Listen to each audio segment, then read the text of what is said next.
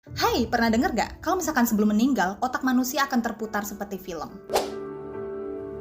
Ada penelitian tahun 2022, otak manusia itu akan memutar kembali semua memori yang kita lakukan semasa hidup. Bahkan pada saat jantung sudah berhenti, memori itu akan muncul beberapa detik doang. Bahkan ada lonjakan gelombang gamma yang biasanya muncul ketika seseorang mengingat memori. Inilah yang biasa disebut sebagai life recall experience. Nah, kalau dari kacamata spiritual ini menarik banget, di mana fenomena ini disebut sebagai gerbang. Jiwa tersebut akan menilai semasa hidupnya, apakah dia bisa stay di bumi atau nyebrang ke alam seharusnya. Nah, biasanya ini terjadi ketika emosinya belum selesai, gak ikhlas dengan kematiannya, energinya masih nyangkut terhadap seseorang. Makanya pernah gak sih kamu ngedengar arwah penasaran, kenapa dia masih di sini, kenapa dia gak nyebrang ke alam surga. Memori semasa hidupnya, misalkan dia banyak hutang, kelilit pinjol, masih dendam sama seseorang. Ketika menjelang kematian, memori yang beberapa detik itu akan muncul. Memori yang dominan, yang energinya sangat kuat. Misal dia dendam sama seseorang, ketika dia meninggal, perasaan dendam itu